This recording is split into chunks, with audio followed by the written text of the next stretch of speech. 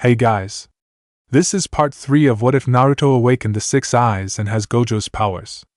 Hit like and subscribe if you like this one, and also please check the author in the description. Let's start. We are pain, that's all. We are God.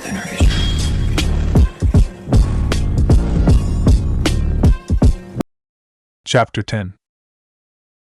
Naruto smiled as the gates to his home village were finally within sight. The mission to escort the old bat to talk with the sand contingent was something he was eager to put behind him and not think about for a while. Since the invasion 2 months ago, Naruto has been active non-stop. He'd been training non-stop in his free time, worrying about the old man, training with his team, then there was the Tanzuka Hills fiasco. Then this mission. After all that, Naruto was ready for some rest and relaxation. He could already taste the ramen calling his name. "Naruto!" shouted Tsunade with a ticking eyebrow. Naruto blinked and turned to her.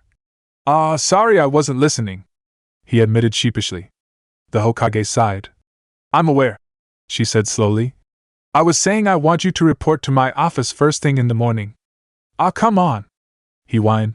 "I can't have a single day off." Tsunade had the audacity to smile. "No," she said before body flicking away.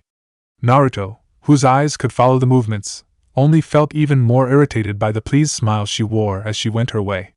He then turned to Kakashi, who was staring absently at a passing cloud. "Thanks for the help, sensei," he shouted in exasperation.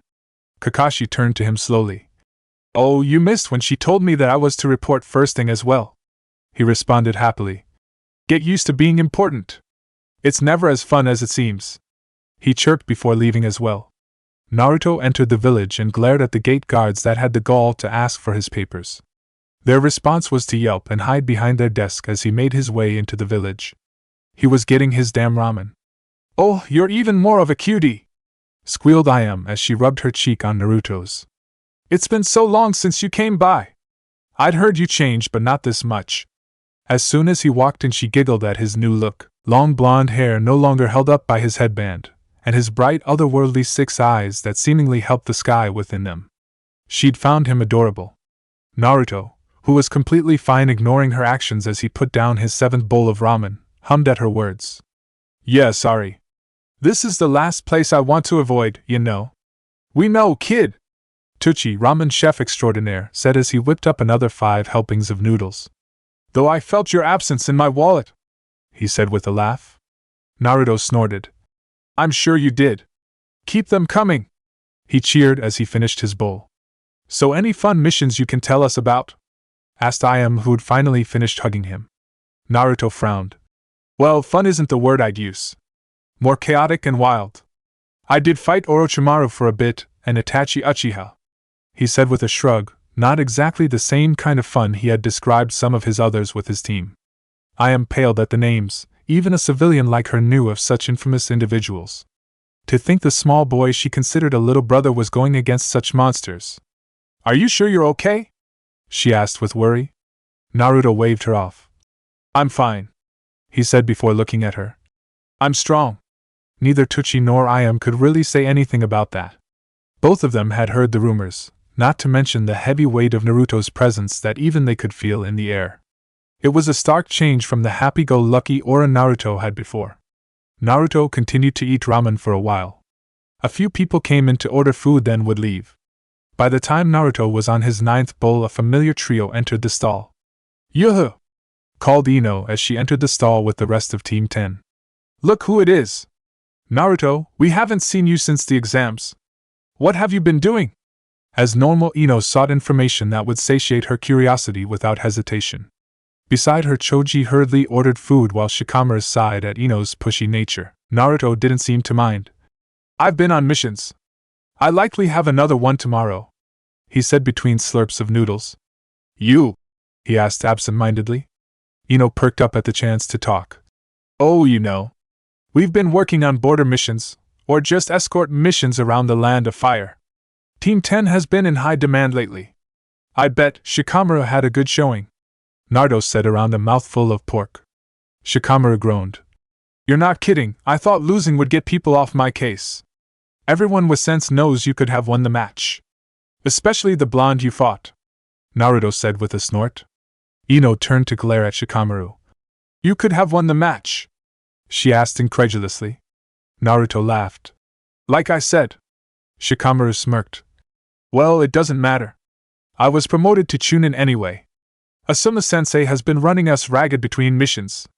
Apparently we're ready for real training, he said with a roll of his eyes. Naruto nodded. Good, I don't want you three to stay so weak. It wouldn't be good. Also, you were promoted before me, he said with a hum. I wonder if they're ever going to promote me? It wasn't something Naruto really cared about anymore. Between the mission to get Tsunade, then the escort mission, and just his general worry about the old man before that, he just didn't really think about his rank. He did what he wanted anyway. Shikamaru turned to him in surprise. You weren't promoted? Naruto shook his head. No one said I was, not that I really care. I'm sure it's just a formality at this point. You're way too strong to be a genin. Choji added around a mouthful of ramen. Again Naruto only shrugged. Yeah, but the old lady may hold off just to annoy me. Anyway, Ino said, getting attention back on her. Are you going to talk about these new eyes of yours? My dad won't tell me anything and I'm too curious how you went from loser to this. Naruto glared her way, getting a flinch from everyone in that direction. I wasn't a loser. After your showing in the exams, I'm sure I would have kicked any of your asses without them. The 6 eyes gives me perfect understanding and control of chakra. Shikamaru wisely ignored the first half of Naruto's statement. It was irrelevant at this point. That's very powerful, but isn't that similar to the Hyuga or Uchiha bloodlines? Perhaps you have a derivative of theirs? Who knows? Though I can't copy things I see like Sasuke, and I can't see through walls or in a near 360-degree field of vision. Naruto said with a shrug. But don't underestimate the power of chakra control. Ino seemed unconvinced. So that's really it? I mean, if that's the case, Sasuke should be able to go even further since he can do what you said and more. She finished with a satisfied smile. I was worried the world was really ending if your stock was higher than his. Naruto laughed. Sasuke isn't surpassing me anytime soon. I mean, I was kicking Itachi's ass on my last mission. Though Sasuke isn't really using his full potential, too many hang-ups in that head. I mean, even now he could be a level or 2 higher if he just let go of all that crap. He was sure that Sasuke could give some weaker jonin a run for their money if he let go of his baggage and just moved, but as it were. Interesting. An older male voice said from behind them. Naruto turned to see Asuma Sarutobi and Kurenai Yuhi enter the stall. Kurenai was looking at him incredulously, likely having heard his statement, and didn't fully believe him. You expect us to believe you took on Itachi Uchiha? Kurenai asked with a raised eyebrow as she and Asuma took their seats at the stall. Naruto rolled his eyes. I don't care what you believe. He then thanked Tucci for his 11th bowl of ramen. He didn't expect so many people to show up at the stall while he was enjoying his ramen time. Now he had people asking him all these questions. He had like half a day off and it was stuck with people grilling him. Maybe Kakashi-sensei had a point hiding from everyone. Well, strong or not, it's hard to believe that someone that graduated from the academy not even a year ago is at that level, Kurenai said with a shake of her head. It's that lack of imagination that'll keep you so weak, Naruto said offhandedly. Honestly, I'm shocked at the level of the jonin in the village. Outside of Guy and Kakashi, most of you are honestly far weaker than you should be. Asuma narrowed his eyes at him while Team 10 watched wide-eyed at the exchange. Maybe you should take it easy. S-class or not, that doesn't make you invincible. Remember, you're still quite inexperienced. Naruto shrugged as he finished wolfing down his last bowl of ramen. Just calling it like I see it. Don't like it? Get stronger. It's not that complicated. See ya around. With a quick set of seals, he warped back to his apartment, leaving a stunned audience at Ichiraku Ramen. Naruto landed in his mess of a living room and smiled. His little anchor seal he placed on the floor. Little may have been an understatement, it covered the entire floor. He put it up before his mission to get Tsunade as insurance in case he needed to rush them back. It was a sort of beacon for his warp that he should be able to lock onto from anywhere. Unlike his father's jutsu, the warp anchor couldn't really be miniaturized or sealed within itself like the Jutsu Shiki for the Flying Thunder God. Jiraiya said the actual seal was a square meter in size before his father and mother sealed it in on itself, something Jiraiya still didn't understand and he didn't bother trying to. Hopefully soon he'll overcome his ability to only warp within eyesight. For now though, this was enough. Naruto walked into Tsunade's office right on time for their meeting. Inside, much like he expected, was his whole team, the old man, and Shikaku Nara. Everyone was standing around idly chatting about something. Well, at least your tendencies haven't rubbed off on him too bad, Swanda grumbled to a sheepish Kakashi. His team rolled their eyes at the comment, while Shikaku and the third looked amused. Naruto frowned. I'm right on time, Grandma, he said flatly. Tsunade glared at him. A shinobi of your standing should arrive 10 minutes early, she declared imperiously. Now you're just being ridiculous, Naruto said tiredly. What's the mission? Why am I here if you got Kakashi-sensei going? Why can't I have a day off? He was still a bit ticked off about the back-to-back-to-back missions. This better be something good. We're in trying times, Naruto, the third said kindly. Your abilities are going to be in very high demand until things settle. I don't get a day off, so you don't either, brat, Tsunade said right after with a smirk. You and the old perv put me in this seat, so that's the tax. Many in the room not used to working with her directly were shocked at their new Hokage's personality. It was far different than her reputation would lead you to believe. I hate it here. I want a vacation, whined Naruto childishly. The third chuckled at his response while Tsunade grinned, both enjoying this for different reasons. Sasuke, Kakashi and Shikaku watched uncomfortably as Naruto acted like himself to the two highest authorities in the village. None of them had the balls to talk back to their superiors in such a way. Even Sasuke, who was the least formal of them, was cringing a bit. Sakura, however, shouted Naruto as he rubbed his head. The hell was that? Act right! Shouted Sakura after smacking the hell out of his head. Lady Hokage specifically asked for Team 7. Let's show her that we are the team for the job. My apologies, Lord Third Lady Hokage, she said with a bow. I don't need to prove anything to that old bat. I saved her life like 2 weeks ago. Naruto's shout was completely ignored as Tsunade beamed at Sakura. Marvelous, Sakura. You might be in for a promotion if you keep a level head like that in the field on this mission. Kakashi, keep an eye on her. I want a report of her actions in detail. Kakashi's eyes smiled while Sakura blushed and looked away. Naruto stepped forward towards Shikaku and Tsunade. Speaking of, am I getting promoted anytime soon? I just found out that Shikamaru was promoted. You were promoted, answered Shikaku flatly. Naruto blinked. Was anyone planning to tell me that? The rest of his team was equally as stumped by that. Of all the, muttered Tsunade. Jiraiya was supposed to inform you of your promotion. It was when you were sent to bring me back. I have the records to show for it somewhere, she said while gesturing to 3 massive piles of paper off to the side of the room. Oh, hummed Naruto. He told me a lot of stuff about what's expected of someone that's in S-class, so it must have slipped his mind. Then I will inform you, you've been made Jonin. Effective, like a month ago, Tsunade said lamely. Naruto sighed comically. Okay, that wasn't as exciting as I was expecting. Also Jonin?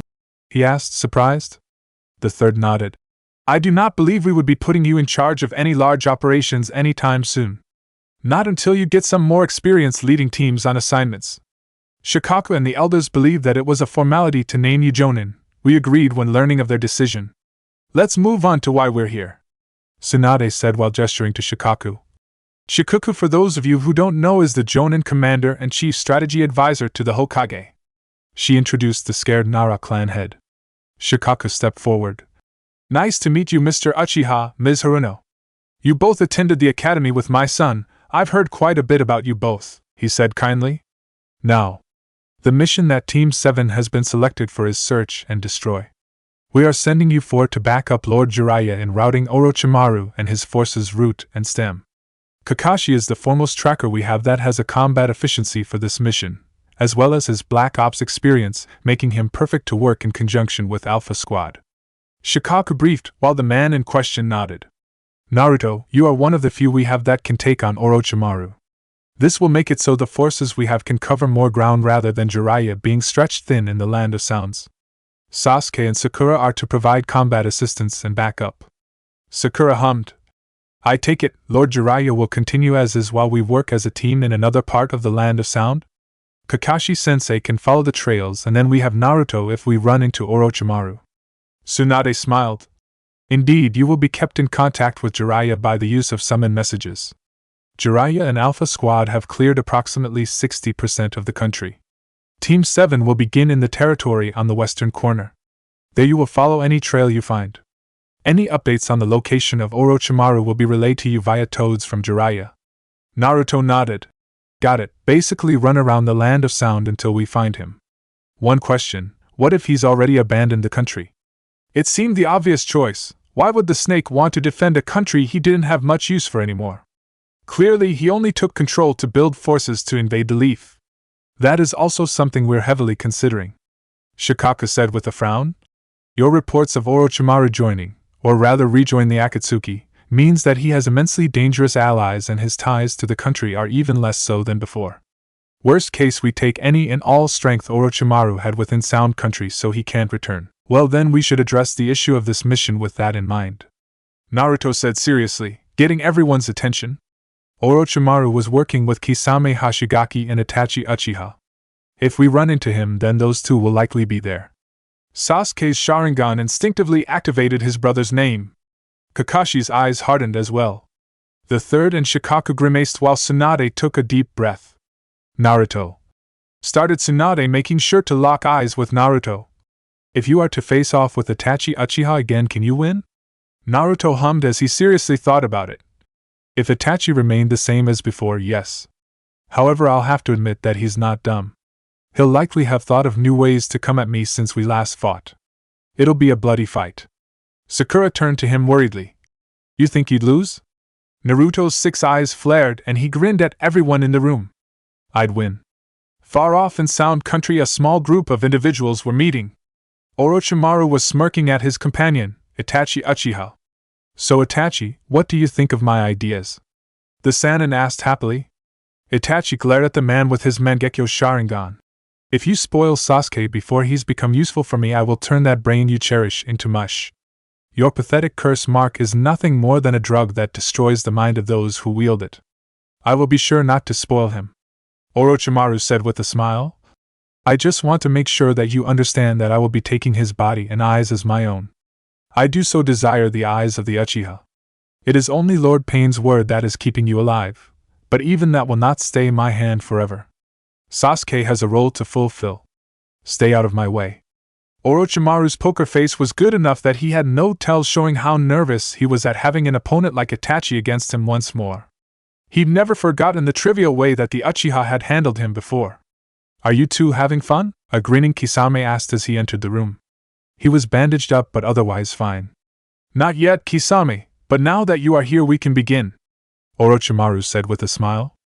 As you both know, my country is being attacked by my former teammate and a squad of ANBU Black Ops. Likely Rho or Alpha. I would greatly prefer to kill them and keep my hold over this land. With that in mind we should deal with them. Kisame's grin turned feral. I too would like to kill that old toad. Itachi, however, had to be the voice of reason. Jiraiya is a very powerful opponent. I do not believe, unless outnumbered, we can expect anything better than mutual destruction in a one-on-one confrontation. Even I have no real counter to his sage jutsu. Yes, grimaced Orochimaru. I will seek out Jiraiya with my summons. If we know where he is, we can take out the ANBU without issue.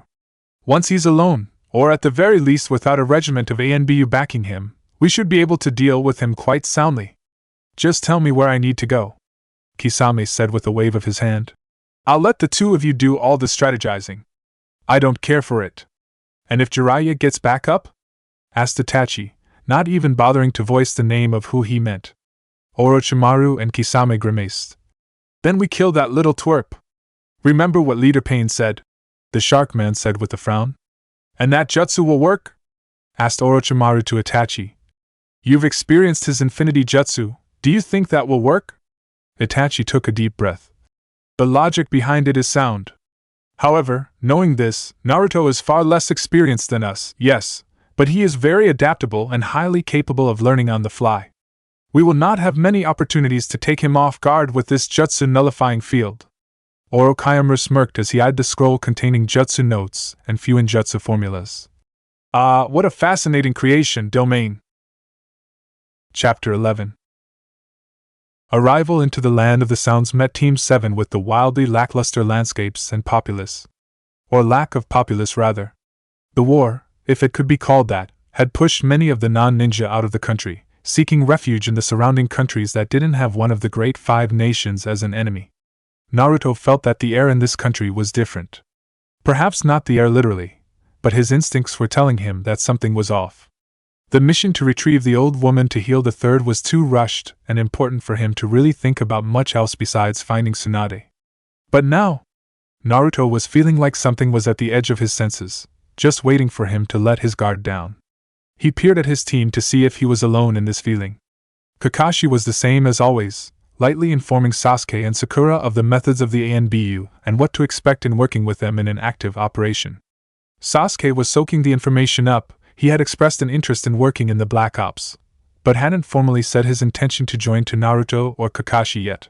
Sakura was listening and adding her own ideas to operation, though most of her suggestions were received with Kakashi mentioning that they had likely thought of such tactics.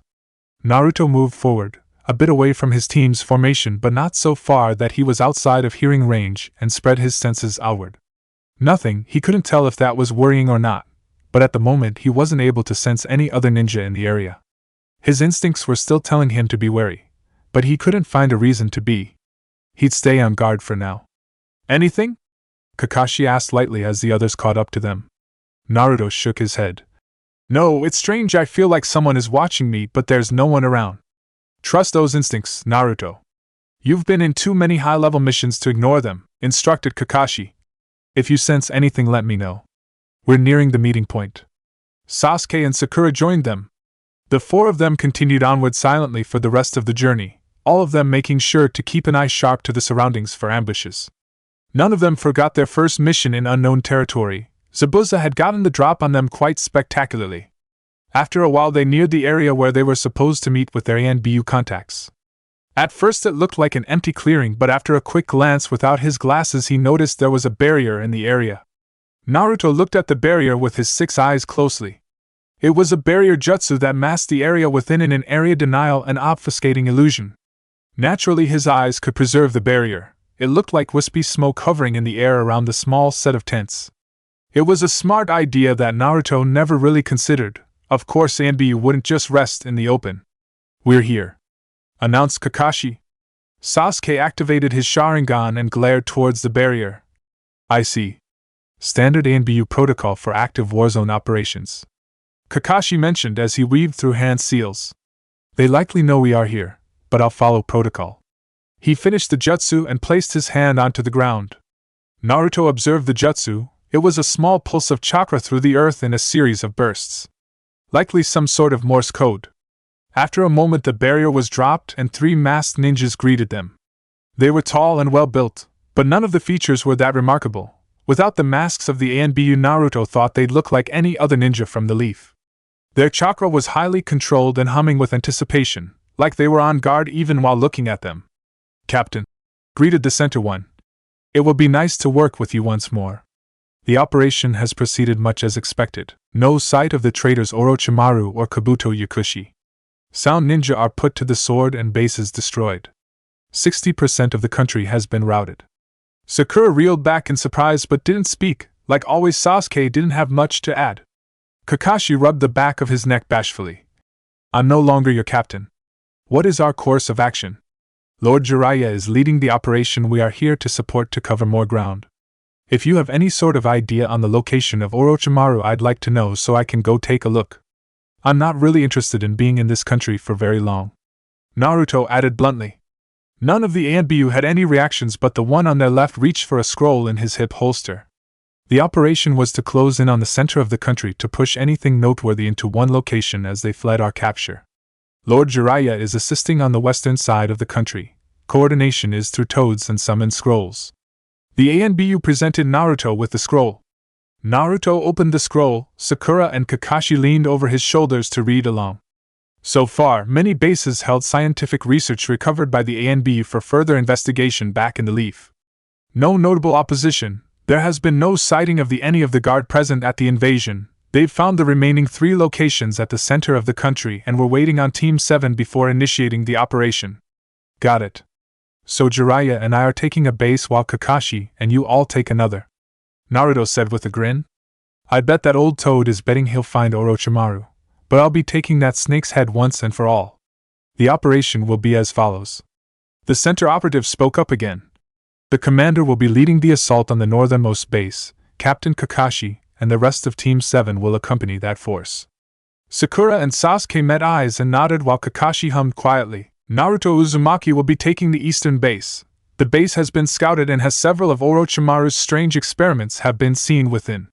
Jiraiya will be taking the western base, briefed the center operative while pulling out a map of the area and gesturing the bases as mentioned. Should Naruto Uzumaki or Jiraiya complete their base, they are the rendezvous at the northern base to assist. Naruto stretched and limbered up. Well, no time like the present. As I said, less time spent here the better. He looked over the map one more time. I'll go ahead and take down my base, knowing my luck there won't be anything of value there, and it will be a waste of time. Kakashi glanced at him. Do still show caution, there are no limits to Orochimaru's trickery and depravity. I was there when we raided the bunker in the Leaf 10 years ago. Sasuke frowned and looked over at Naruto. If you find him, Naruto waved him off. He and I will just have a meet and greet. As the blonde made to leave, he stopped and sighed. Sasuke, he said, getting the Uchiha's attention. If you let go of all that rage and emotion and just act, you'll be much stronger. Otherwise you'll always be weak. No one said anything else as Naruto sped off into the surround forests towards his target. Sasuke sat quietly stunned, as the words echoed in his head. They were the opposite of the words he's been living by for his whole life. Let's get moving, we have to reach the northern base for the commander to start the operation. Kakashi ordered lightly. Despite no longer being the captain, the three ANBU jumped into action. Such was the respect that former captain of Squad Rho ANBU operative Dog still commanded. Sasuke quickly shook off the lingering thoughts of Naruto's words and moved behind Kakashi towards their objective. All the while wondering if his teammate and aggravating friend was right. Naruto, in Sasuke's opinion, wasn't and has never been a liar. When they were younger, he frequently boasted, but that was more for his own self-belief rather than anything else. Nowadays Naruto was more honest than anyone, especially if the truth amused him. Sasuke knew that he wasn't as strong as he needed to be to exact vengeance on Itachi, but he never really thought about letting the undying hatred in his heart leave him. Are you okay, Sasuke? Whispered Sakura as they traveled through the trees. Sasuke gathered his thoughts and nodded. Yes. There wasn't much to add beyond that. He knew he had his own issues, but now was certainly not the time to address them. They were on a very dangerous mission, and he needed to be focused here. He and Sakura were being used as a backup unit to Kakashi for the clearing. The commander and 3 other operatives would be the second unit. Their sensei was apparently more than enough on his own, and they were the competent enough that Jonin Commander Shikaku Nara and Kakashi agreed that they were ready. Sasuke would be honest and say that Sakura was nearly double her ability from the Chunin exams several weeks ago. She'd been pushed beyond her limits by Naruto and Kakashi. The 6 eyes gave them unparalleled insight into their deficiencies as ninja. His was that he was wasting chakra and time with how he molded his chakra for jutsu and enhancements. Sakura's was that she was just far behind and needed extra help to catch up. Now she was a capable combatant with a variety of coverage as a ninja. Nearly an hour of travel, the 6 of them made it to the rendezvous point. The ANBU commander was standing with his back to them as he read a scroll. A small toad at his feet stood waiting. Jiraiya is concerned with the losers. Seems the enemy is actively avoiding him. He will clear the base and meet here quickly, the toad said with a gruff voice. Please proceed with caution. Would you like me to deliver a message back? The commander rolled the scroll up before throwing it over his shoulder to Kakashi, who caught it silently and began reading. No, stated the commander. We will continue as planned. 5 of our brothers are dead to the enemy. Are you confident they will be enough?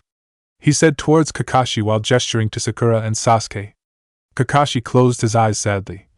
Ashamed to lose so many on an operation like this, but unfortunately not unexpected with who we're dealing with.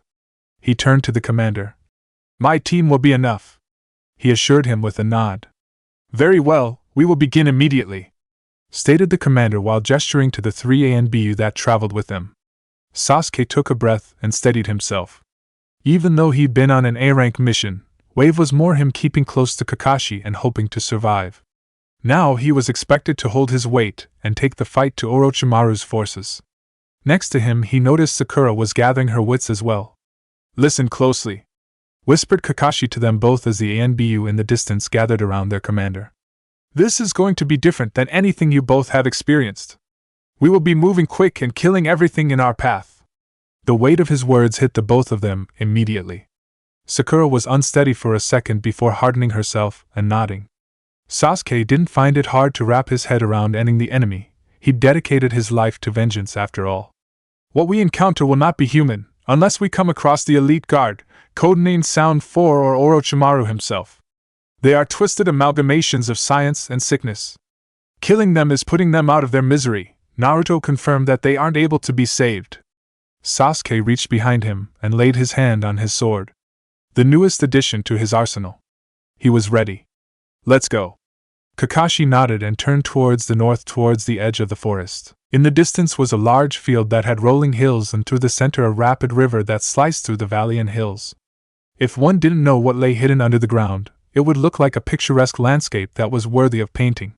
But towards the southern portion of the river in the valley lay a large boulder that was their entrance.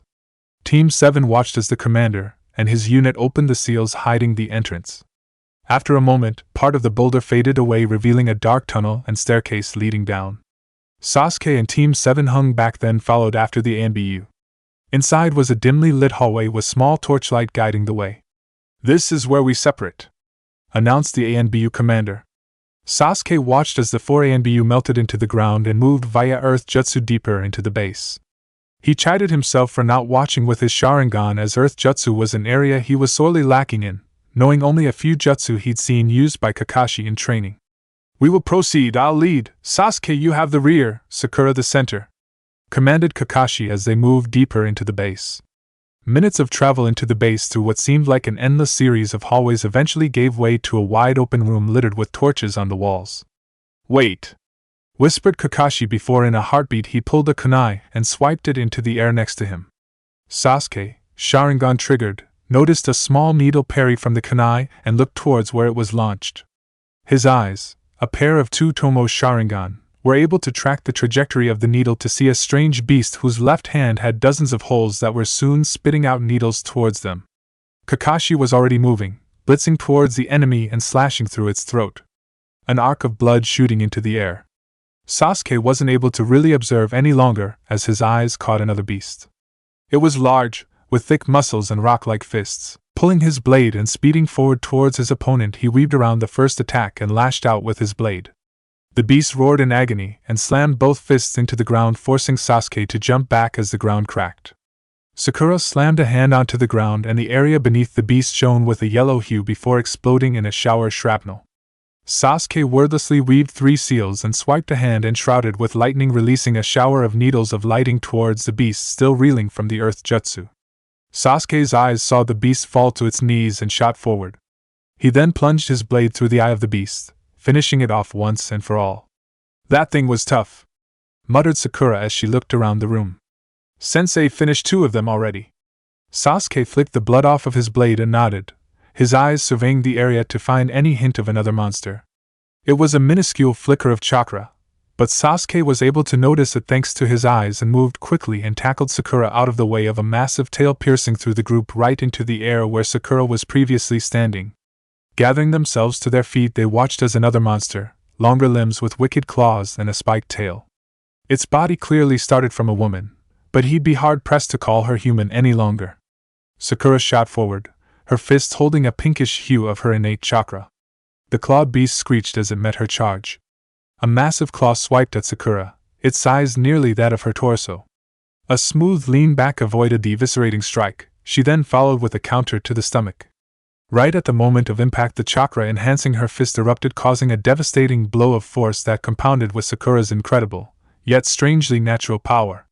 The screeching clawed beast was knocked back 6 meters before it dragged itself back forward and shot back towards Sakura. 5 hand seals and a burst of chakra caused the beast to be met with 3 pillars of earth rising from the ground, impacting it in the leg, chest, and head. Sakura tossed a kunai with an exploding tag at the reeling beast that exploded in the monster's face. Sasuke, who was about to jump in when the first blows were exchanged, could only watch the battle with a feeling of pride in his teammate and partner. She'd come a long way from the spectators she was during wave. The screeching beast fell to the ground in a bloodied heap, blood pooling around it as most of its upper torso was blown away in the explosion. They surveyed the area around them for a moment before relaxing their guard. Kakashi, who'd been culling the beasts around the edge of the open room, made his way to them. Great work. Putting 2 of them down at your level is impressive.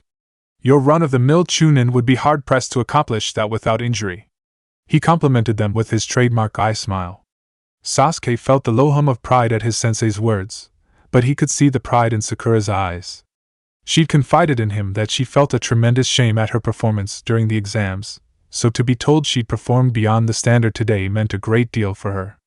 How do we proceed from here? He asked. Kakashi peered around the room in response. We'll need to keep moving. If anyone is here, they'll know we are as well after all that. He mused lightly. Sasuke winced. He knew that if the snake was here and not interested in fighting, he'd have likely ran off already. That may be a good thing, Sakura said, getting their attention. First, the ANBU won't be as loud as us, so they'll likely be even harder to detect as whoever might be here will focus on us. Second, if Orochimaru is here and doesn't wish to fight, he'll go to another base, and the other 2 have Lord Jiraiya and the Knucklehead in them. Kakashi beamed at his student. Well reasoned, that is precisely why we'll be moving forward through that hallway, he said while gesturing to a dark passage off to the side that was opposite of the way they came in. Now we make noise. The commander already expected us to get the attention, and will be acting accordingly. Sasuke rotated his arm and took a breath. Then let's go. Sooner we clear this area, the sooner we can go back up Naruto in case he needs us. Could we back him up if he needed help? Asked Sakura with a blink. Naruto smashed the head of another beast into the ground. That made 15 since arriving. If he were to bet on it, he'd guess that this base was just a storage for these things. Pop pop pop, Naruto grunted and let out a sigh. His 3 shadow clones popped, and he got the intel that they'd cleared their quadrant of the base and there was no sign of Orochimaru, Itachi, or anything noteworthy. That would mean that the other 2 bases likely held the snake. He'd need to hurry. He didn't want Jiraiya having all the fun. Just his luck, a whole lot of nothing. Hopefully his team weren't in over their head. Knowing the general luck of Team 7 when it came to their missions, he wouldn't hold his breath. Jiraiya grabbed a clawed hand out of the air, twisted the limb till he felt it break, then threw the beast to the floor, caving its skull in from the impact. He managed to clear most of the base and was met with a complete lack of anything or anyone noteworthy. There were roughly a dozen beasts, men and women, twisted by the curse mark and wicked science, stomping around waiting for something to spark their ire. Jiraiya made quick work of all of them with a little bit of stealth and force. Nothing flashy, he'd done what he needed to and was ready to rendezvous with the commander. Knowing my luck, Orochimaru's cunning, and just the general nature of a mission like this, I wouldn't be surprised if it goes off the rails soon, Jiraiya said to himself as he employed an earth to quickly leave this underground base to make his way to the northern one. Hopefully it was Naruto that was being ambushed by Orochimaru and his potential Akatsuki allies and not Kakashi and the ANBU. One his own Kakashi could hold his own, he was sure, but not with the 2 greenhorns. Kakashi crept forward deeper into the base. He'd been met with a few more beasts, but far fewer than he was expecting. Counting the 3 he took out, the 2 his students finished, and the ones they encountered while clearing the base, they hadn't even encountered 10 in total, and they have over half the facility cleared. It was becoming a bit unsettling. Almost like he was being led somewhere without much resistance. He turned his eyes towards his students and noticed that while lightly injured from some hits, they were fine and ready for more. The beasts were a good test of their mettle for sure. Hopefully the only one they'd encounter this mission. If he had his way, Naruto or Jiraiya were dealing with Orochimaru right now in one of the other bases. The hallway opened up once more, a massive room twice the size of the one they were in earlier. The scale of the open room was similar to that of the building that hosted the preliminaries during the Chunin exam. Lining the walls were more torches filling the room with light. At the far end of the room, gazing at them with a gleeful smile while sat atop a stone throne, was Orochimaru. On his left and right, his elite guard, the Sound Four. Kakashi chided himself for hoping for an easy mission. Nothing with Team 7 was ever easy. Welcome Kakashi, Sasuke and Sakura. Orochimaru's chilling voice echoed through the room. I'd hoped to have some little ANBU rats to fill my belly. But I'm more than pleased with you 3. I can't say I'm all that pleased to see you, Kakashi said lightly while readying his chakra. He was about at 80% of his full capacity, more than enough for most opponents. Sasuke and Sakura were clearly taken off guard but were standing firm. He looked at them silently for a moment before tilting his head curiously. I have to wonder, teams from the Leaf consist of 4 and I'm aware of who it used to be on your team. Tell me, where is that troublesome foolish blonde? He's dead, Sasuke said flatly. He fell down the stairs and broke his neck. Sakura nodded. He was trying to avoid a black cat that walked in front of him, she said sadly. If Kakashi wasn't in front of one of the most deadly and horrible traitors of the Leaf, he might have shed a tear in pride at their snark. Shameful, really, he added, because why not? Orochimaru was amused by their words if his grin was anything to go by. Is that so? Well then, I suppose it's back to the original plan of harvesting the Sharingan from Sasuke here. Itachi was a bit prickly when I asked for his UC. He mused as he took a step forward. Orochimaru grinned. Tell me, Kakashi, are you confident in your team facing mine? Are you confident in facing me? If Kakashi was back home in a mission briefing and was asked that question, he'd say no. It wasn't good planning to put him against Orochimaru. Anyone could die to a throat slash, but the odds weren't in his favor. Mix in the 4 guards staring at his students like they were on a dinner plate, and he would have likely said no without much fanfare. But in the actual situation, faced with odds like this and backup he knew was on its way, well, there was only one answer. Of course, why else would we be here? Kakashi said with a nice smile. Chapter 12. Kakashi wasn't one to bluster or lie about his abilities. Barring a select few individuals in the world, he knew that he was able to at least contend with most in a fight. However, with his 2 students with him, both being outnumbered and potentially outgunned, he was less sure he'd be able to completely focus on the rogue Sannin. Orochimaru could smell the hesitation, which made him smile dangerously. My precious Sound 4, Sakan-Yukan, Taiyuya, Jirobo, Kidamaru, I wish for you to test the Uchiha and his teammate. I want to know if Sasuke is worthy of bringing into the fold. His eyes, slitted and snake-like, gazed into Sasuke's Sharingan with no hesitation. Sasuke, if you impress me, I will help you unlock the full potential behind my gift and catapult your power to face Itachi. Sasuke glared at the snake, his eyes flaring with his birthright as he fought to withhold a retort, as he knew the Sannin would enjoy anything he said. The Sound 4, after hearing the command of their master, silently moved towards the 2 genin, their eyes already picking apart their opponents and silently sending signals to each other. Sasuke and Sakura in response were moving closer to one another. Kakashi clenched his fist, knowing that he wouldn't have a chance to really assist, and met Orochimaru's gaze as he knew that he was going to have to keep the largest threat from his students. He wasn't sure where the A and B were. They should be around here somewhere. I believe you, and I have some unfinished business, Kakashi said with a nice smile, knowing that acting light would annoy the snake more than the serious anger he felt. I also believe you cursed my student, and I am quite upset about that still. No one believed the flighty way he said those words. Everyone knew he was furious. Orochimaru only chuckled sinisterly, not bothering to respond to Kakashi. Silence filled the room, either side seeing if the other would move first. The dark room seemed to close in tighter as the tension skyrocketed. Taiyuya, the pink-haired girl, was the one to break the tension, rapidly firing off notes from her flute-casting auditory illusion after illusion towards Sasuke and Sakura. Sasuke was largely unaffected by the illusions as his eyes were able to perceive the chakra attempting to infiltrate his system. Sakura pulsed her chakra in a triple pattern, beating off the illusions as she dashed to the side to avoid a stream of webs fired from the other Sound 4 operative, Kidamaru. The spider-like ninja was darting to and fro while firing off streams of thick and dense webs. Sakura was forced to flood her body with chakra to enhance her to beyond Chunin speeds to avoid being captured. The 2-headed pale-haired male Sakan-Yukan and the larger male Jirobo were harassing Sasuke. They seemed to be the short-range focus duo while she got the longer-range ones. Knowing that the biggest threat was the illusions confusing her while she was trying to avoid the webs, Sakura devised a plan. It would be risky, but it was, in her battle-distracted mind, the only option she had. She moved sporadically, throwing shuriken and kunai at every chance she had towards Taiyuya, while the spider guy was hidden waiting for his chance. There would be only one moment for her to make a meaningful move. She gazed over to Sasuke. He was busy moving and weaving through the massive strikes of the larger male, while the other would duck in and out of range to attack him from odd angles. She knew that in strict hand-to-hand he would be fine. He had the advantage of the Sharingan. Taiyuya, who was constantly streaming together notes this whole time, stopped to take a breath, the first one of the battle so far. Sakura pounced and shot forward. It was a bluff, The moment she moved to attack Tayuya, she was forced to jump back as a stream of webs was shot toward her to tie her up. This did two things. It showed where the spider guy Kadamura was, and gave Sakura the opportunity to mold her chakra internally for a jutsu. In the span of 3 heartbeats while dashing out of the way of the webs, Sakura molded chakra internally.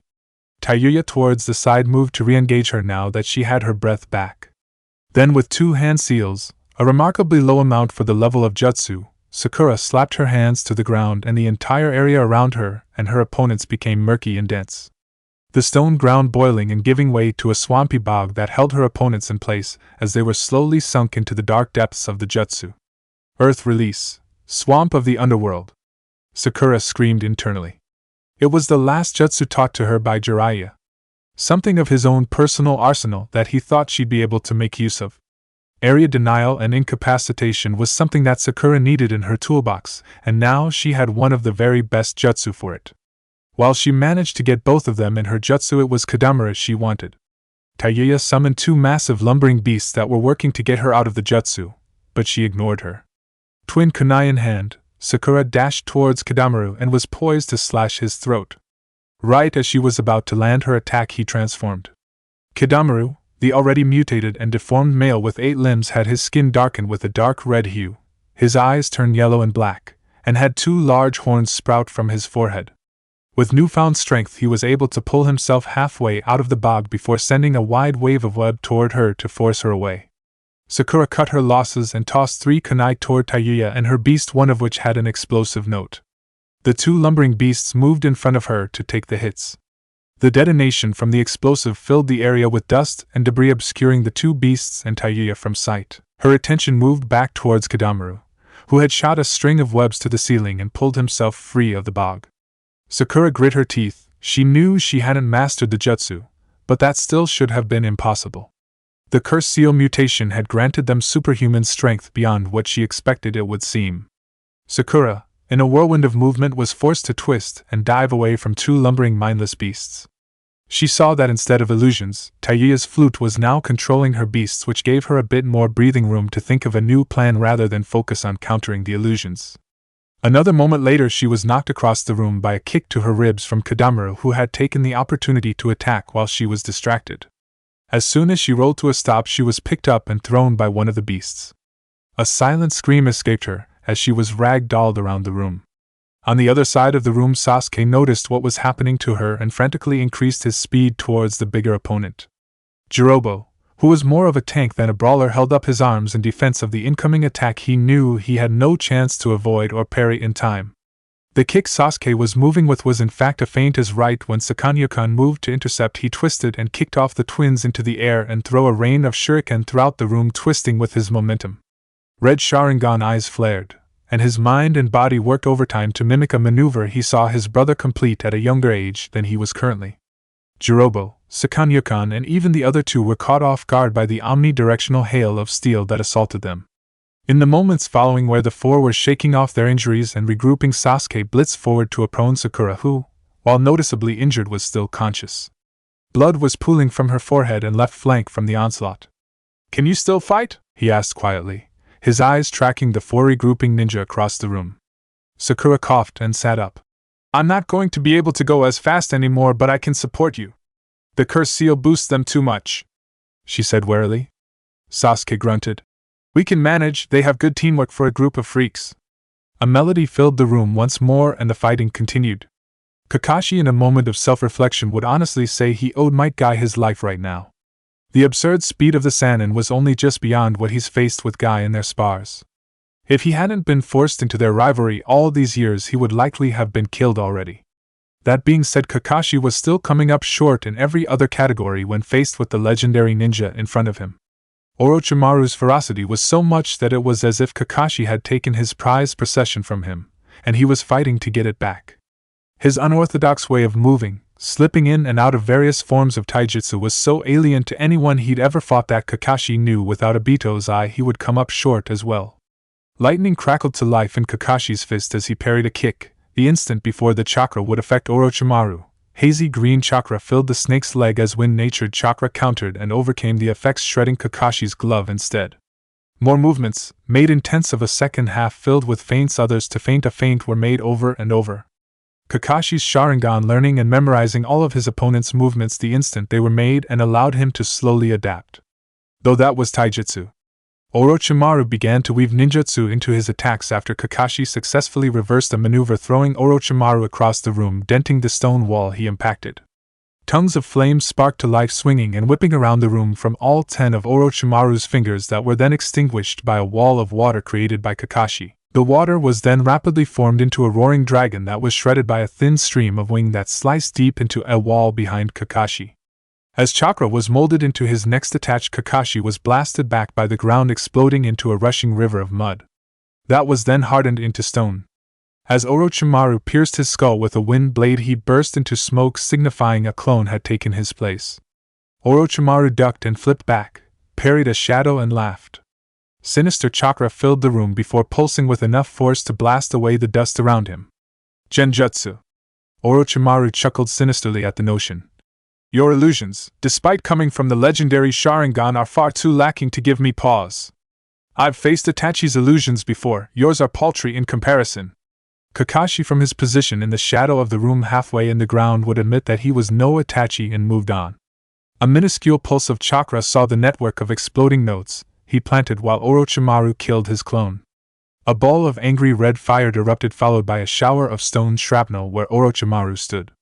Moments later, the smoke cleared away to reveal a disheveled, but otherwise fine Orochimaru, who was looking right at him from his hidden spot in the far corner of the room.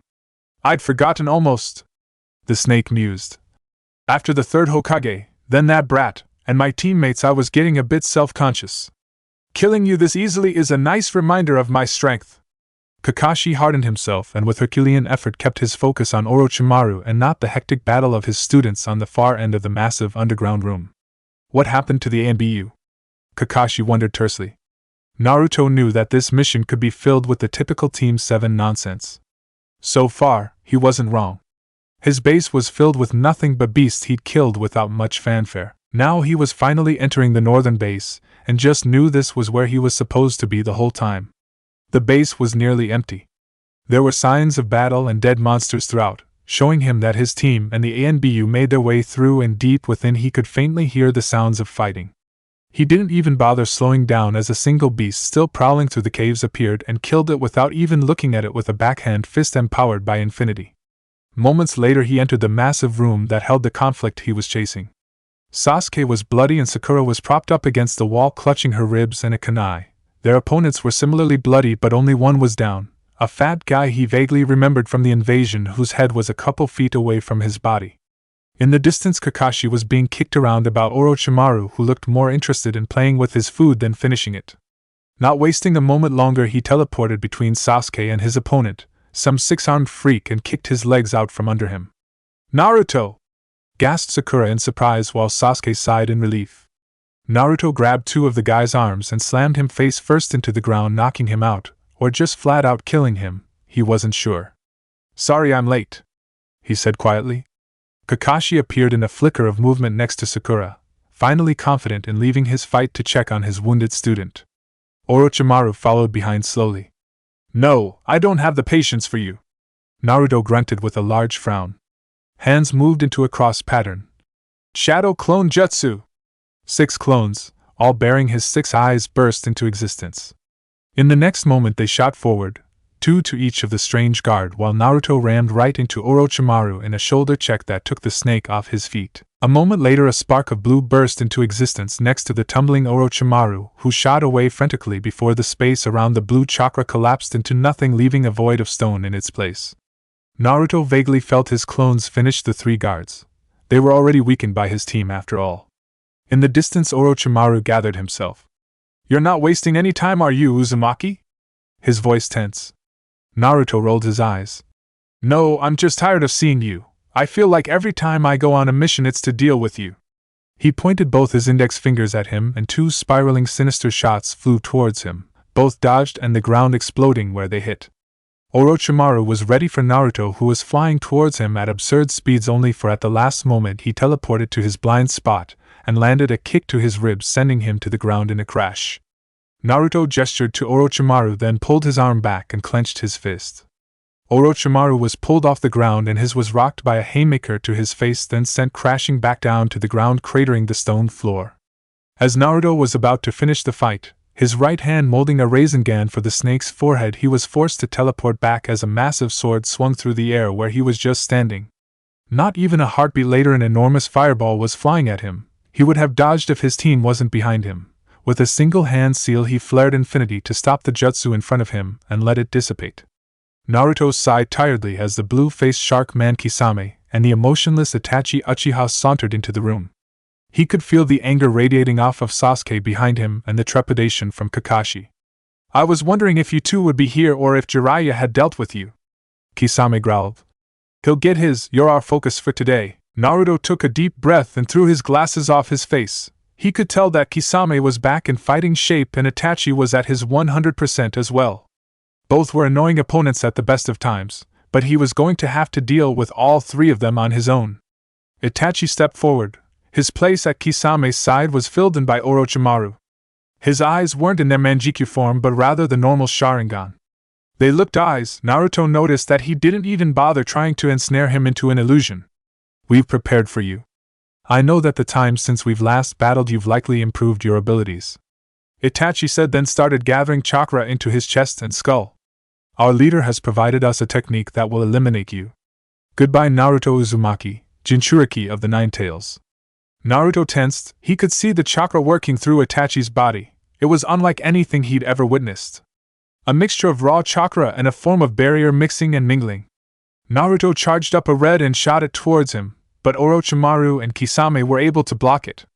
Seeing that range wouldn't work, he teleported in. At the last moment he realized that was exactly what Itachi was waiting for. Both of Itachi's hands curled into a crude and different hand seal Naruto didn't recognize. His chakra, rather than a release and execution of a jutsu like normal, was as if it exploded into the world around them. Naruto took in every minute detail as it happened, each detail committed to his memory. Domain expansion, damnation of duty, intoned Itachi as the chakra exploded and ensnared Naruto and Itachi in an empty void of blackness. Naruto's eyes took into the details further. Barrier after barrier, all harmoniously acting together in a tapestry of effects. Something so genius Naruto would even go so far to call it a divine jutsu. Maybe jutsu was too small of a designation. Chakra from Itachi was enhanced, chakra from Naruto was hindered. Jutsu from Naruto seemed tougher to use and his infinity no longer worked. It was as if his jutsu was being sent elsewhere, still active but not on him. Then the void changed, a barren street with empty homes on either side of them. A massive red full moon in the sky illuminated them both. The air was stale, and no noise was able to be heard from outside this barrier. Naruto even noticed that within the houses on either side of them had puddles of blood on the floors barely visible from the street. It was nearly 2 seconds from when Naruto teleported in front of Itachi to now being within his jutsu. "Here I'm in control. Domain expansion robs the opponent of their strength and bolsters my own," said Itachi as he gestured to Naruto. "Now you cannot avoid this. The jutsu I've placed in the domain will always hit. Tsukuyami." Naruto tried to avoid it, but it was instant. There was nothing he could do. His infinity was gone, and his eyes only told him that the very world of this domain tethered the jutsu to him. There was nothing to dodge, it just hit him. The environment didn't change, but Naruto was now crucified on a cross and black flames were surrounding him. Itachi appeared in front of him, but he was upside down standing on nothing but air. A moment later a blade pierced Naruto's stomach. Then another and another. Dozens of blades, maybe hundreds. Naruto held the scream back. Maybe he took only one blade or maybe it was 1,000, but the pain eventually got him. He screwed his eyes shut and tried to think. Another blade. He knew how the jutsu formed, a hunch on how it worked from his observations. Another blade. If he could try and break it. Blade to the leg? Naruto took a breath and focused inward. Blade through each of his arms. Agony took over Naruto as he tried to formulate a plan as blade after blade stabbed into his body. When Itachi captured Naruto into the massive ball of black chakra, none of the others in the room moved. They just looked at the jutsu that was the Akatsuki's trump card against Naruto with trepidation. Kisame and Orochimaru eyeing it critically for any weakness while Kakashi frantically looked at it with his Sharingan trying to figure out what to do next. It was a scream from Sasuke that broke all their attention away from the domain as he screamed in fury. His sword was crackling with lightning energy as he streamed his Chidori through the blade itself and shot forward. No one expected his action, so even the incredible speeds of Kisame and Orochimaru were enough to stop him as he stabbed the domain with his blade. While it didn't pierce, it just managed to crack the surface slightly. At the same moment, Kisame was blasted through the wall to their right by Geta-clad foot courtesy of Jiraiya. "The hell is that?" Jiraiya asked aloud as he looked at the massive barrier domain. Orochimaru readied himself and smirked. "Right on time, fool. Uzumaki is being taken care of by Itachi as we speak. You're next." Jiraiya snorted. "Don't count that brat out just yet. He doesn't know what the word quitting means," he said confidently. Line break Naruto, breathing haggardly as blood fell from his body onto the ground beneath him. Itachi stood over him with a blade lit aflame with black fire. Naruto knew that if the blade hit him, it was over. He would become a vegetable mentally or close to it. He was sure his healing would keep him from outright dying. At that same moment, a flash of chakra entered the domain, if only for a part of a second. Both Itachi and Naruto recognized it as Sasuke's chakra trying to pierce the domain. It was the lapse of concentration for that brief instant that allowed Naruto make a desperate move. Itachi huffed at his brother's actions, useless as it was. He turned his gaze back to Naruto and grit his teeth. Naruto's chakra was moving in a pattern he'd not seen in their previous battle. "This should work, I think," Naruto said in a raspy, blood-filled voice, as his activated blew and yanked himself through the domain to the edge where Sasuke's blade impacted. Though the domain expanded endlessly, he knew the edge was right here. Naruto didn't know or care if it would work. It was his only chance. Itachi stabbed Naruto a half-dozen more times, pinning him to the ground. Naruto chuckled and spat blood. He didn't need to be able to move for this. Itachi, not knowing what the blonde was planning, knew he needed to finish this now and moved to stab Naruto through the chest. Naruto at the same moment sent a pure unconcentrated blast of red straight down to the floor of the domain. Right at that moment, Itachi's blade pierced his heart. The large black ball of chakra shattered, breaking up the fighting in the large room. Kisame was already sporting some bruising, and Orochimaru took this chance to regurgitate a new body while Jiraiya jumped back to Kakashi and the others. As the domain fell apart, Itachi was shown standing over Naruto with the several blades of chakra piercing all over his body, one through his heart. Itachi pulled out his sword and stepped over Naruto while turning to rest of the Leaf Ninja. "He nearly broke out," he said to Kisame and Orochimaru's shock. "Let's finish here, we've accomplished the mission." Kakashi and Jiraiya looked at the prone form of Naruto in shock. Either of them believed such a thing was possible. Not since Naruto awakened the Six Eyes did they think he was capable of really losing one-on-one anymore. Even against Itachi in their last fight, he was holding his own well enough and had only improved since then. Sakura grit her teeth to hold back tears. She didn't think the blonde would die, not like this, not here. He was so strong, he was the team's heart. She took a deep breath and pushed herself to her feet. If Naruto was to die here, then she'd take one of these bastards with her. Next to her, there was a new change happening. Sasuke stared with dead eyes as his brother callously stood over his best friend with the blood pooling around his body. His mind flashed back to the compound that night, his parents, his family, his cousins, all of them. Now it was Naruto. Sasuke's shock turned to despair, which as he turned his eyes to his brother, the architect of all his life's problems, that despair gave way to an unending wave of pure hate. Sasuke's Sharingan morphed, the three tomos spun and changed into a new pattern similar to a flower. His chakra hardened in his body, and he grit his teeth so hard he may taste blood. The next instant, Itachi was engulfed in black flames courtesy of Sasuke, snapping Kakashi and Jiraiya out of their stupor. Jiraiya took the opportunity to rush the two behind Itachi while Sasuke blitzed forward towards Itachi, who was manipulating the black flames off of himself with his own manjikyu. Kakashi followed behind his student, running through plans in his head on how to deal with Itachi if he pulled that same jutsu out that he used on Naruto. Sakura, knowing she was outclassed, rushed for Naruto's body and pulled him away from the fighting. The sounds of violence filled the room once more as the Leaf Ninja fought with more ferocity than the Akatsuki thought them capable of. Sakura could only pray that they would kill all of them. Darkness. Empty, swirling, unending darkness. Everywhere he looked, he saw the fleeting instances of light in a far-off distance, slowing, being snuffed out by the endless abyss. He wasn't dead. Well, he wasn't dead yet, it would seem. though he wasn't far off. Naruto felt his surroundings and knew he was within his own mind. He knew his healing wouldn't be enough. He'd never healed anything fatal before, merely injuries. Like Tsunade said, it was an incomplete jutsu that put too much risk on him due to the strain on his brain from utilizing purine-natured chakra supercharged by positive chakra was too complex to use by a normal brain. But his brain wasn't normal. He had the 6 eyes which allowed him to process and analyze information much faster than anyone else, even other ocular jutsu wielders. What if that could work? The weakness of his healing is if he dialed it up too much, his brain would overheat because the complexity of it hasn't been fully ironed out since he hasn't really had a chance to work on it. But what if he healed his brain? What if he was healing his brain to keep it fresh and at its very peak and used his healing where it was needed at full blast? His healing, no, his everything would be even better if he was always at 100% mental capacity. The darkness was seeping closer. Naruto refocused. He likely only had a few minutes of work to get it working to save himself. Sasuke ducked under a kick from Itachi and responded with a whirl of slash from his lightning-enveloped sword. Itachi weaved around the attacks and out of nowhere jumped away right as Kakashi smashed through the ground to attack him. Sasuke, his eyes burning with new power, glared at Itachi and felt something else shift. Purple chakra exploded from his core. Kakashi's eyes widened and backed up, while keeping his eye on Itachi.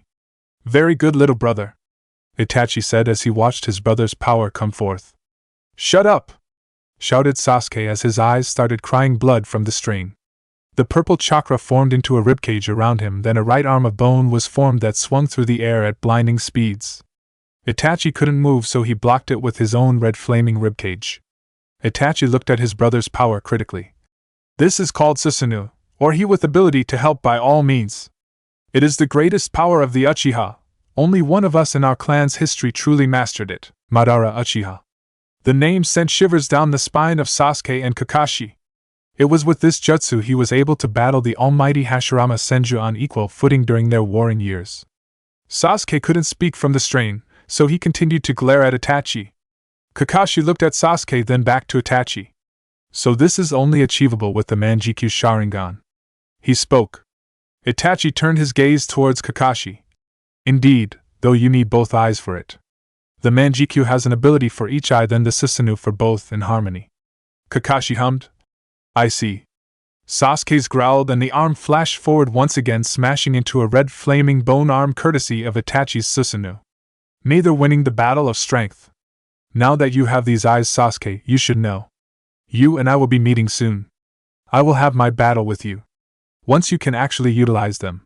Don't you dare mock me," shouted Sasuke. As he shouted, the Susanoo formed another arm and a large scarf formed around the body that shaped into a hood. Within the dark of the hood were 2 glowing yellow eyes. On the right arm a crossbow was formed that Sasuke fired at Itachi.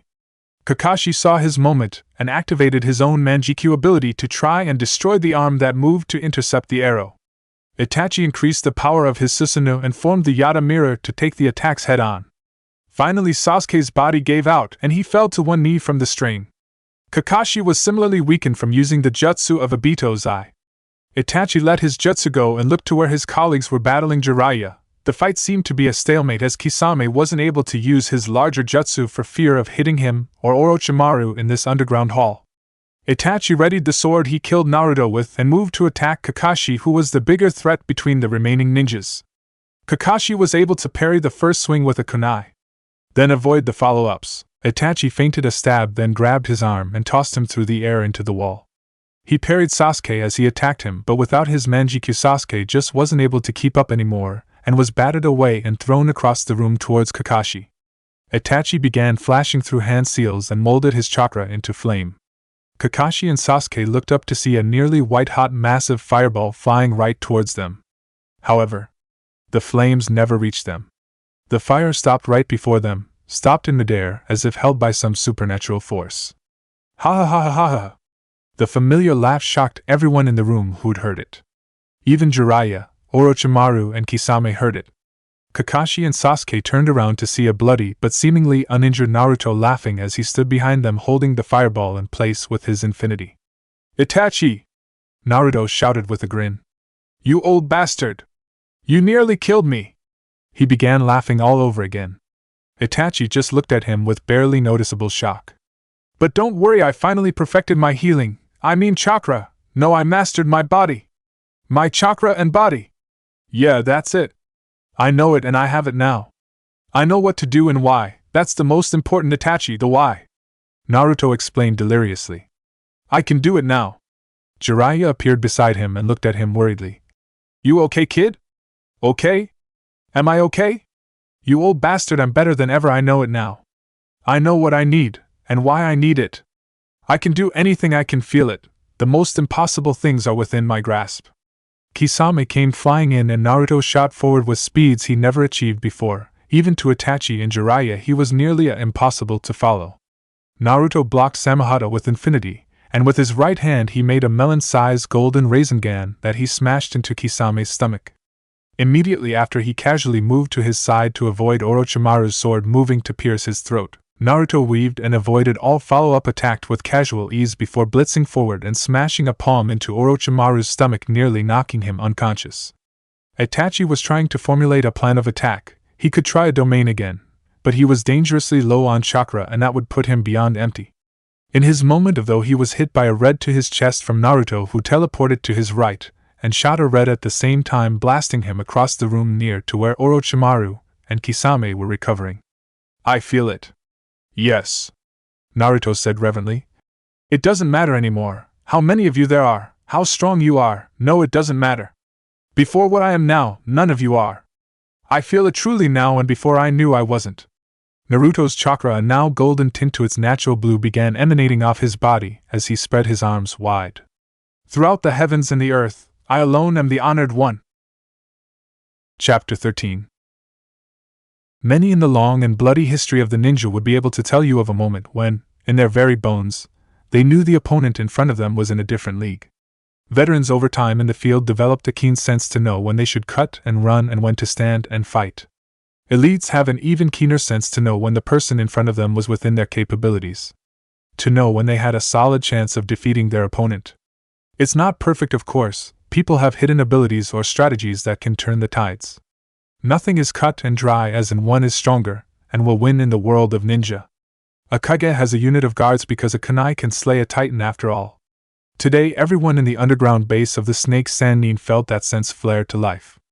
Even those here, elite veterans that could cow a nation into submission, had a feeling of hopeless in the face of unimaginable strength. Even for the Leaf Ninja allies that gazed upon the glowing Naruto, who was grinning towards the ceiling in euphoria, as if he was experiencing the world on a completely different plane of existence than the rest of them. I alone am the honored one. Those words seemed to echo around them. Jiraiya felt an unsettling weight land on his gut as he slowly realized that Naruto was going through something that would fundamentally change everything. More than the 6 eyes already have, and that was saying something. Naruto was already destined to be unimaginably strong. Now, well, he may have reached a level seldom seen in the world at the young age of 13. Naruto looked down toward the Akatsuki, with complete dispassion. Kisame, a tank of a human with more chakra than anyone bearing a Jinchuriki or tailed beast, felt he was outclassed under the glowing gaze of the young blonde. The shark blade in his right hand wiggled nervously, as the chakra emanating into the air was intoxicating but far too dense and frightening. Orochimaru lost his smirk, already moving through internal plans to escape, though his blood chilled when the two glowing eyes locked with his for a fleeting moment. The final opponent, the one that caused the most damage and could partly be held responsible for this metamorphosis, Itachi, could only sigh as he started trying to mold the minuscule amount of his remaining chakra. Surrender. Face the 5th and the old man alive or as a corpse, spoke Naruto without any care or interest. I don't particularly care which. Instead of waiting for their response silently, he turned to Sasuke. I'm sorry, I may have to take your kill. Even though he knew he felt bad for potentially robbing Sasuke of his vengeance, even that didn't cause the euphoria to leave Naruto. Orochimaru, knowing what awaited him in the leaf, didn't hesitate to attack Naruto once again. The movement of the snake jolted Kisame into action once more, and that caused Itachi, already on his last legs, to ponder his next move. The Leaf Ninja in attendance watched the commotion with stunned expressions on their faces. Naruto, whose chakra presence was so vast and terrible when released before this mission, was now even more so. His chakra blanketed the entire fortress in a blue and white glow. Naruto watched as Orochimaru and Kisame approached, either of which were moving all that fast to him. Orochimaru, grass-cutting sword poison blade sliced through the air towards his neck, was easily avoided with a slight lean. Kisame slammed his massive sword down, causing an explosion of dust that when cleared showed that Naruto was standing about a half-inch above the blades, still staring up at the ceiling, barely caring. In the next instant a dense ball of flame exploded towards Naruto, but was blasted away by a small ball of red chakra launched instantly from Naruto's left hand. With no time to mold the last dregs of his chakra, Itachi was hit and sent speeding into the far wall in a crash of dust and debris. Kisame, still in the same position, noticed that infinity wasn't wavering like before when coming into contact with Samehada and was constant and firm. Roaring with effort, he reversed the swing upwards to try and throw Naruto off. In the next moment, before anyone's brain registered the sound of the clap of Naruto's hands for a hand seal, he warped behind Kisame and punched him in the spine. His fist shrouded in swirling blue chakra. A sudden crack of sound, the air shifted, and the impact intensified further. Kisame was unable to scream verbally as blood vomited outwards from the internal damage. Then he was unceremoniously kicked away by Naruto, who then turned towards Orochimaru, who was building up chakra. This feeling, Naruto thought airily, I can feel it, my chakra is so light, before I thought I mastered it, but now. My mind, body and soul are one. Naruto clasped his hands together and began to mold chakra. Red, volatile chakra of pure positive force and energy condensed in a shell of hardened chakra to allow the energy to further build and condense. Blue, the same but reversed. Both are simple to me now. Both are within my grasp with but a thought.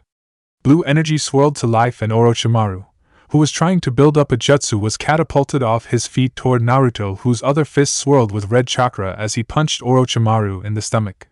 The force of the punch was so great the hall they were in shook from the force, and Orochimaru's body tore in half in a shower of blood. The two halves of Orochimaru were then reattached by a dozen snakes that appeared from each open end. Killing you, I suppose it has to be on a level deeper than body, Naruto mused with a smile and hazy glowing eyes. Jiraiya, who heard Naruto's comment, tried to formulate a response on how they could take down his former partner. However, as soon as he opened his mouth to speak, his senses flared to life and his body screamed to flee. Kakashi's lone Sharingan glowed bright red as he took in the battle in front of him. Naruto was manhandling 3 boogeymen, these people that anyone in the whole ninja world would think twice about approaching. The feeling of fighting alongside an unbeatable ninja that would no matter what come out on top had not moved through him since his last mission with his sensei. It was a strange feeling to have while watching one's young student in action like this. Now he was watching as hyper-complex jutsu were flaring in and out of use between punches by his student, the creator of said jutsu. In training he'd asked Naruto to walk him through how red and blue worked, as he'd been told they were technically not impossible for someone to use. However, even with his considerable intellect, skill, and decades of training, he couldn't even spark either for an instant. Now he observed Naruto, likely the strongest ninja in the world at this point, wield them like he wielded shuriken. Then, as Naruto looked upon Orochimaru's sickening regeneration, he felt the air change when Naruto realized needed to go further, as Orochimaru wasn't going to be killed like a normal human. In the corner, recovering from their battles and the shock and horror of seeing their teammate, and someone they considered unbeatable, seemingly die then come back to save them, stood the remaining genin of Team 7. Sasuke and Sakura were in shock at the parts of the battle they were able to follow. Sasuke's with his fully matured Sharingan could see the movements and what Naruto was doing, while Sakura was able to sense it well enough to know what was happening, just not follow it closely. He's gone even further, Sakura whispered in muted shock. I thought he couldn't get much more powerful yet. She trailed off as she watched. Sasuke gulped. He's done it, what he mentioned in training, he muttered back. At her look he continued.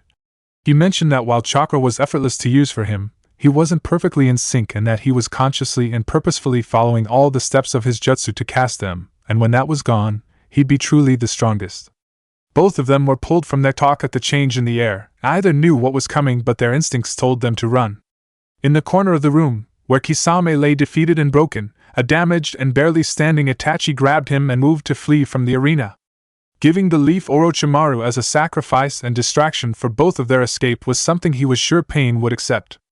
Before he could, however, the room changed, and he was unable to tear himself away from the battle as he knew something was coming. Naruto, Who knew he needed to go deeper to kill the snake once and for all? Thought back to a few weeks ago. To when he battled the first and second Hokage alongside the old man. The showstopper jutsu, Requiem of the Sage, the ultimate technique of the third Hokage, blending all the strengths of every basic element into a concentrated shot of pure power. Like with his thoughts on red, blue, his healing and infinity, and that going to the deepest even atomic levels of chakra to make powerful jutsu rather than elemental lay an even greater technique for him with the third's jutsu combination as a blueprint. The Rasengan was pure chakra, non-elemental chakra mixed with the pinnacle of shape manipulation into a devastating power that was nay unstoppable. His mind blazed through chakra equations millions of miles per second, complex motions coiling and matrices of energy adding and subtracting together. The air shifted as he worked, and as he did, Naruto's legendary eyes opened and looked towards Orochimaru's. One last lesson for you. The whole room was rooted in place, enraptured by his words and the chakra being molded. Red, hyper-condensed positive chakra resulting in pure unstoppable force projected outward. Blue, negative chakra that creates a section of negative space that which forces existence, or the very world around us, to rapidly fill, causing that attraction like power. Like a literal expression of infinite numbers, positive and negative respectfully. Eyes shone brighter, hands sparked, the room began to stir, and instincts that were flaring were now screaming. Friend and ally alike were rooted in fear of what was coming. Now, O great snake Sannin of science and discovery, what would happen if you pushed together and combined those two things together? Asked Naruto as he now clenched one fist and held his wrist with the other hand. Then he turned his body sideways as he raised his right arm towards Orochimaru's crouched form. No one answered his question, they couldn't. You and the space you occupy are rendered zero. Humming and volatile sparks of energy arched off the raised fist, all glowing with a royal violet for an instant before what to everyone else seemed to be a wave of purple chakra blasted through the air at unimaginable speeds. When their eyes caught up to what happened, Orochimaru was missing a massive, perfectly round-shaped hole in half his torso, and the walls behind him were similarly lacking stone for dozens of meters, all in the same shape. Orochimaru's eyes glazed for a moment before, in a surprisingly unceremonious fashion, he crashed to the ground lifeless. Others were expecting Orochimaru to vomit out a new body, regrow what was left, or some other way of surviving. But Naruto, whose eyes gazed deeper than flesh, knew what he did. He atomized the flesh, bone, chakra coils, and even the gate of death with his newest jutsu. There could be no jutsu to revive him. The means of chakra and life weren't hurt or broken, they were gone, from existence itself. Not even taking a moment more to take in his work, he turned to Itachi and the prone form of Kisame to finish everything up. Unfortunately, before he could move forward, the air itself swirled and shifted, and the ground shook and parted as a strange, spiked plant-like, half-white and half-black humanoid creature rose from the ground. The swirling space in front of them coalesced, and out popped another Akatsuki member with an orange face mask with a lone eye hole. "Oh?" said Naruto as he took in the new arrivals. "Who might you both be, or what, I should say?" he said while looking at the two-toned creature. The orange-masked man spoke up. "I..." A deep voice rang out from the masked man. "I am Toby!" he shouted in a comical high-pitched voice before all four of them were gathered up in that similar swirling motion of space. The next instant the ground exploded from a red Naruto sent out as soon as he saw the air changing. "If it's not one thing, it's another, huh?" Naruto said with a shake of his head. "Who wants to carry him back?" he asked while pointing to the body of the snake Sannin. His question was met with stunned silence. "To think," Tsunade spoke with a melancholic voice that echoed off the walls of the Hokage's office. "Orochimaru is dead." Jiraiya, slightly bandaged and equally as muted, nodded. "It's something I've worked for but never really thought would happen. Or was even possible at some points." Hiruzen shook his head.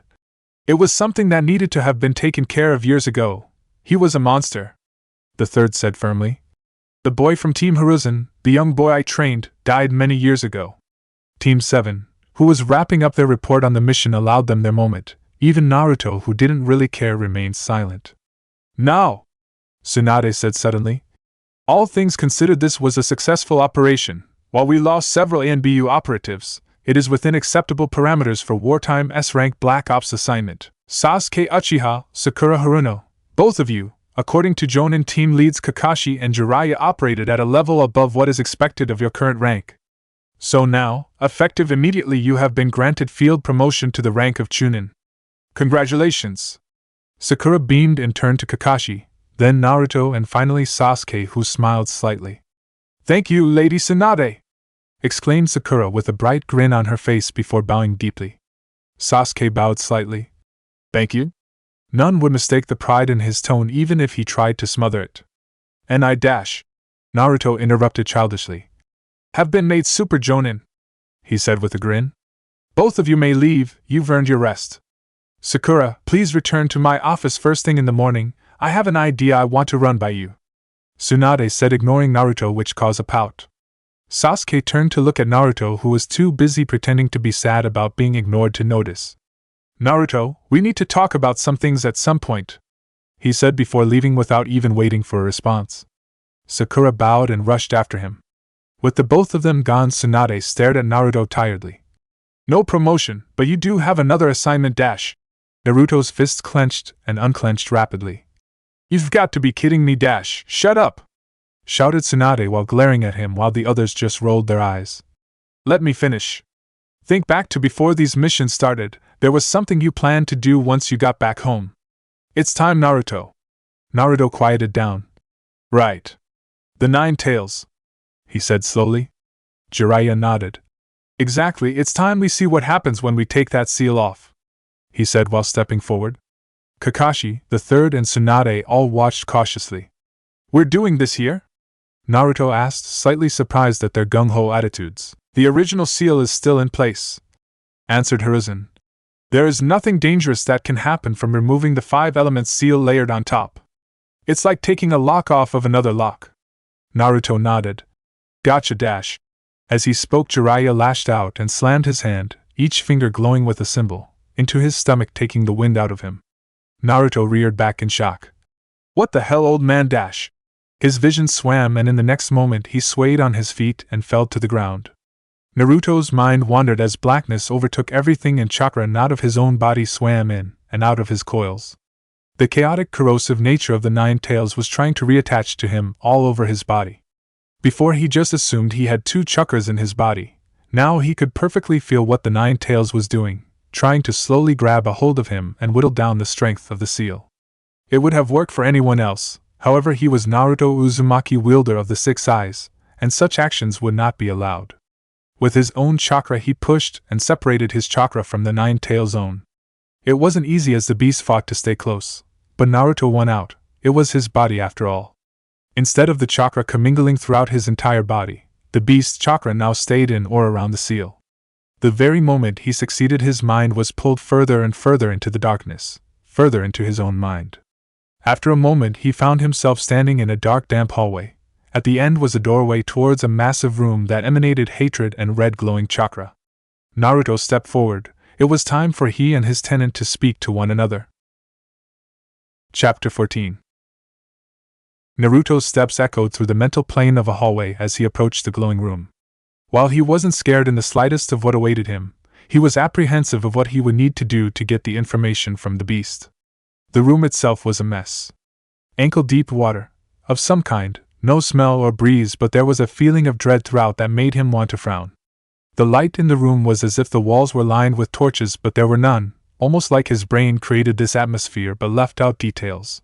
The walls were close and far, like the room was as big or small as he desired it to be at any moment. Then at the end of the room was a massive, dozens of meters high, gate. Within the gate was nothing but darkness and apathy. Naruto stepped forward, not scared or even slightly nervous, and stood in front of it with his arms at his hips and a mocking smile that was almost completely real. "Hey! You damn fox, come out here and stop being dramatic, I don't have all day!" shouted Naruto with a comical frown on his face as he flared his chakra to its max. The room warped under the weight of his power for a moment before a monumental amount of chakra pure in its malicious intent met his halfway. The room buckled and his brain hurt for a microsecond before he healed the damage, adapted and fought the battle of wills with the arrogance he'd been born to have. "This all you got?" he shouted in challenge before the chakra of malice grew further, and Naruto, not nervous, grew wary of what the beast's limits were as he was beginning to approach his. The fox's chakra grew more, further and further, until Naruto knew no mortal being's chakra could compete. He hardened his chakra, maximized it with his newfound control, and flared it the most he could. He knew he'd soon lose. There was no matching it. No single human could. More it grew, and with it the dread and fear of mortality gripped Naruto as his breathing started to hitch. Death, decay, rot, anger, fear, hate, envy, greed, hopelessness, fear and loathing. All of it coiling around his heart as the glowing red grew more and more. The fox, the nine-tailed demon, was without equal in its evil and malice. Naruto started to waver, and in a moment that shook him to his core, two sets of hands grabbed him by the shoulders and two massive and determined chakra presences met the fox's. If he did not wield the eyes of divine insight and the all-knowing comprehension of chakra, he'd never believe it. He didn't dare wish for something like this, knowing it'd never happen. "He's quite cranky, huh?" asked a beautiful red-haired woman with a kind smile. A tall man with fierce eyes and spiky blonde hair similar to his own smiled with more kindness than his reputation would have you believe. "Let's let him have a temper tantrum on his own. I think we're all overdue a conversation." "Right, son?" Naruto, losing all negative feeling from the battle of wills with a being of pure chakra, felt his heart-sore tears fill his now legendary eyes. "Mom, Dad?" he asked, and was met with bigger smiles than before.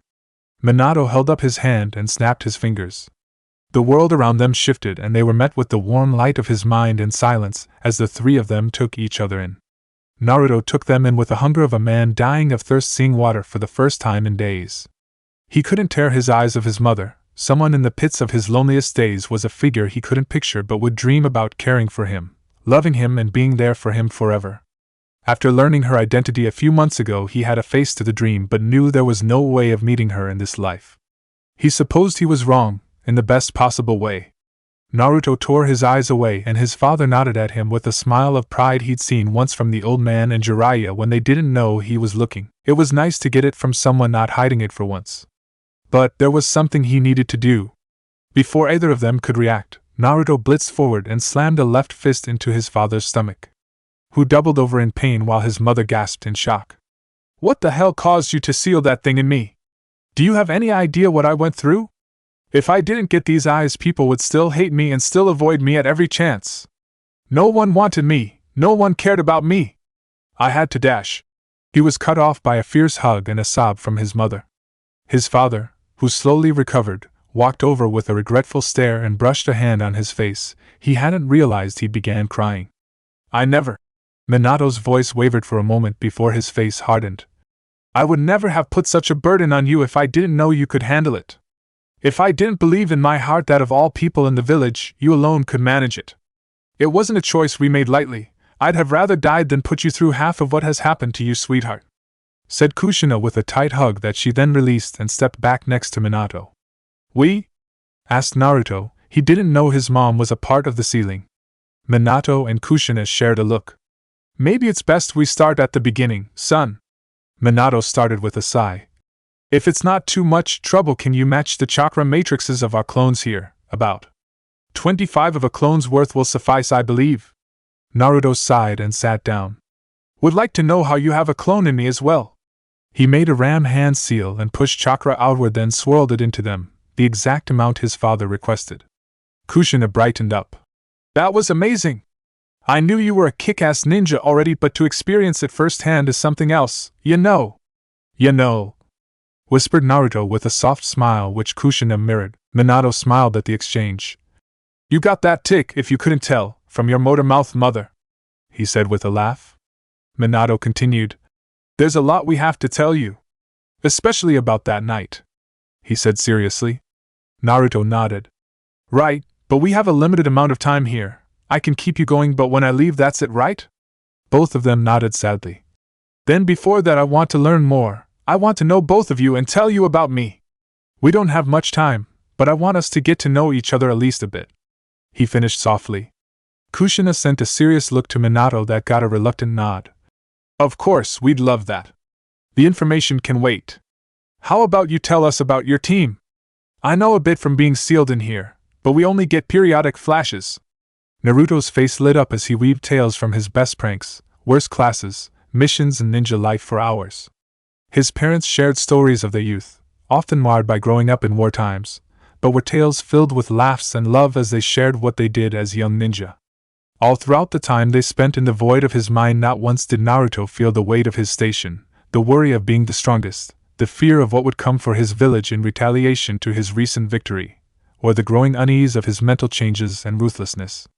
The dull ache of loneliness that gripped him for as long as he could remember softened, and his mind was brought back to a day long ago.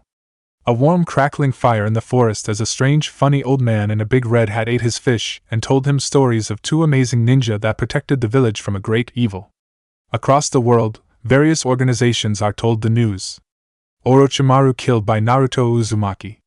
Pain, leader of the Akatsuki, sat looking out at the unending rain of his home stoically as Madara and Konan stood behind him. With this change, he has likely become too much of a threat to confront without careful planning, Madara said seriously. The domain jutsu worked. While highly complex, it is something all-out members will be able to replicate with time. I recommend pulling back and focusing on their improvement, and when the time comes, we plan to take the Nine Tails as a group. Pain will be enough, perhaps with Itachi as an addition, as he has shown to be a rival to Naruto Uzumaki, submitted Konan. Both of them have grown from each confrontation. Itachi was already one of our strongest members, now I put him second only to Lord Pain. Itachi Uchiha will be a powerful piece on the board, however until he has mastered the domain he will be killed in a confrontation. We must strengthen ourselves and avoid him for now, countered Madara. I have decided, interrupted Pain, gathering the attention of both of them. The Akatsuki will pull back for 2 years, only critical missions will be carried out as we plan and prep to execute the capture of the beasts, then execute them all rapidly within a week of each other. I will have Zetsu deliver scrolls to all the Kage and of the great nations opposed to the Leaf, detailing how to learn and execute domain expansion. This will lead to innovation and strengthening the enemies of Naruto Uzumaki. Already his presence is changing the politics of the continent, as he is believed to be unbeatable. Let us show the world how to beat him. You believe domain alone will bolster the enemies of the Leaf into attacking someone like Naruto? Konan asked with a slight frown. Madara hummed in thought while idly brushing off his cloak. It's not a bad plan. The leaders of each village are not completely inept at jutsu innovation. With the foundation of domain, perhaps someone will create a variant capable of destroying him. Pain, it would seem that you plan to subtly have the entire world help you kill Naruto. I approve. The world started to swirl around Madara. But ponder this, what happens if someone's domain jutsu is so powerful it threatens us? In trying to kill Naruto you may create an even worse enemy. With that he vanished. He isn't wrong, Konan added. It is a big risk. Already the Raikage and Tsuchikage are terrible foes to face. This will make them even worse. They are not my concern, Pain said with finality. Naruto Uzumaki is truly too terrible a foe to face without the cards stacked in our favor. Let him grow, let him slowly believe his own hype, let him revel in the title of strongest. Let him grow complacent in a world incapable of beating him. His defeat will be all the more sweeter in that moment. Inoki the fence-sitter looked out the window of his office at the village he'd led and protected for decades. The lands to the south where he grew up under the second Tsuchikage tutelage in particle release. The academy where he was in the very first class. And the fortress of stone, his home for decades, longer than any other sitting Kage. The winds of change have blown through, and he was starting to understand that survival and the methods of achieving it are far different than what he ever considered an option. Passive action to avoid destruction. Behind him were his guard, elders of the village, and Kuratsuchi, his beloved granddaughter and chosen successor. Having just turned 15, she was by far too young to truly lead, but she was one of the most talented to come from their home, save for the stupid blonde brat he'd be forced to deal with soon, and was showing a remarkable aptitude for ruling. The information passed to us by the unknown organization known only as Akatsuki is interesting, Grandpa, said Kuratsuchi while reading over the dense scroll of information. It goes into how Naruto Uzumaki's absurd jutsu infinity works, and how it's countered with this, rather not countered but nullified. With this we dash, no, interrupted Inoki. There is nothing we will do against him for now. In the manner of 2 months he went from an elite jonin level to effortlessly, according to the intel, killing someone like Orochimaru, and nearly killing individuals like Itachi Uchiha and Kisame Hashigaki all in the same day. If it were someone like Hiruzen Sarutobi or I, the fourth Raikage, I wouldn't be as concerned, but this is growth on a level unfathomable. In 2 months more time, where will he be then? Inoki looked tired to everyone in the room, as if the weight of his words physically pained him. As we are now, there is nothing to do but ready ourselves, train and prepare for what may come. Kuratsuchi shot to her feet. What do we do now? The Leaf will just take over the continent. They now have the strongest ninja in the world and were already regarded as powerful. She began pacing around the room, the others muttering their agreement and disagreements in the background. If I am to be your successor, then it is up to me to face this foe. I will order all of our top ninja, elite Jonin Han and Rashi too, back to the village to train in mastering domain. I will not allow my home and my people to survive at the whims of a potential enemy. Inoki felt pride in his beloved granddaughter, in his village, but also dread. He didn't survive this long without instincts, and they were telling him this was a different kind of enemy. Like one he faced long ago, who allowed him to live out of amusement. A massive fist was smashed through a large ornate desk. "Damn it all!" shouted I the fourth Raikage with fury great enough to rumble the windows behind him. "That desk was older than you, Lord Raikage," muttered Mabui, his assistant's Jonin. "I don't care," he shouted in reply. "Call back B, bring C, Darui and Yujito to my office immediately. If this is all true, then there is no time to waste. I want to understand domain. I want them to master it, and when we do, then there will be no time to waste. We must confront the leaf." Mabui sighed tiredly. They didn't even call a meeting to discuss the contents. The Raikage only read it, stood up in outrage, read it again, then destroyed the desk of the lightning god gifted to them by the first Hokage himself in a fit of rage. "You heard, Lord Raikage. All of you go, I will get B." She ordered the various attendants around the room while turning and strutting away to the door. B was easy to convince, she just needed to shorten her skirt, and he'd follow regardless of what she said. Men, truly predictable beasts. Barely 2 years has made Terumi called herself the Mizukage. Not long enough to truly feel fit for the role yet, but she tackled each problem and task with the vigor of a revolutionary she's lived as for most of her life. This was but the next in a long line of them. Only problem, she didn't have an answer. A young man from the Leaf was changing the very balance of the world with his growth and strength. A tale that the history books would say is repeating itself. Once before has the world reeled from the monumental might of one young man. Last time the warring states and the chaos of the perpetually battling clans came to an end. As the almighty Senju, Hashirama of the forest, forced all 9-tailed beasts to heal and gifted them to each village as a sign of trust and deterrence from war, with the subtle message of, "If I could take all 9 myself, what hope do you have with but 2? 25 years of peace followed, before the first Hokage got sick, and his strength waned, a war that stretched the entire continent, and claimed the lives of millions. What will happen now, she pondered. Will there be a generation of quiet and uneasy peace followed by calamity when Naruto is no longer here? Or will this domain, a jutsu, perhaps even a category of jutsu, change the way of the ninja so much that the world is burned irrevocably? Ayo, please gather our tenured Jonin, the current swordsman as well. We have training to do. I will not have the mist caught lacking in this new world," she ordered while beginning to read the scroll once more. "What will this change cause?" Naruto laughed loudly. "So you thought Dad was too girly looking at first? No way, Dad looks so strong." Minato puffed up at his son's words while Kushina laughed loudly herself. "Oh sure, now he does. When he was young, he was so skinny and soft-looking. Well, he still managed to get you as his wife," defended Naruto with a grin. Now flustered Kushina sputtered for a moment before replying. "Well, we both had some growing up to do." Minato leaned in and kissed her on the cheek. "I knew from the moment I saw you, dear." Now fully flustered and blushing, Kushina just kept muttering "you know" and "you know" over and over to herself, while Minato and Naruto laughed warmly. Minato stared at Kushina for a moment softly before turning to Naruto with a small frown. "I think it's time I tell you, Naruto. As much as I would love to stay here forever, we have to go over that night sooner or later." Naruto leaned back with a sign before standing to his feet. Fine. Kushina, now back to normal, walked over and held Naruto's hand as Minato went into the dark details of that fateful night 13 years ago. Naruto, while slowly becoming more and more angry, silently listened as his father told the tale of his mother giving birth, the masked man showing up, and the attack of the 9 tails. "The man that took Itachi and Kisame from the fortress yesterday was him," Minato said darkly. "The one with the mask is the same man that attacked that night, released the 9 tails, and orchestrated the entire event." Naruto grit his teeth so hard he felt they may crack, with a face to the reason behind the endless torment he faced as a child, the loneliness, and the fact he was stuck with the 9 tails within him for the rest of his life. Ever since he was a child, he pushed down and avoided the anger, the rage, the raw sadness of his life. In this moment it fully hit him as he now had a face to put all the blame on. The 6 eyes burned to life, glowing and gleaming a bright sapphire as Naruto's chakra exploded around him.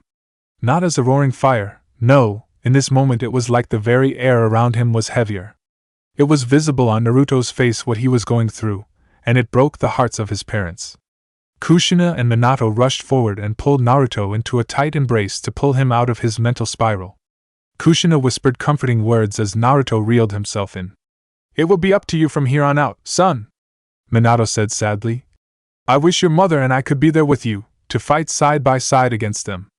Naruto stayed silent as Minato spoke while Kushina rubbed his back. "But we know that you can do it," Kushina said brightly. "I know for a fact that my son can do anything. Not to mention all those wonderful friends of yours. Kakashi, who tell him I said he needs to brighten up and find a nice woman already, and Jiraiya-sensei who I really need you to filter aspects of his to respect." She finished lamely, clearly not approving of Jiraiya's antics influencing her son. Minato grinned. "Jiraiya-sensei is fine role model. He was mine after all." Naruto couldn't hold back a smirk. "Old man Jiraiya is great.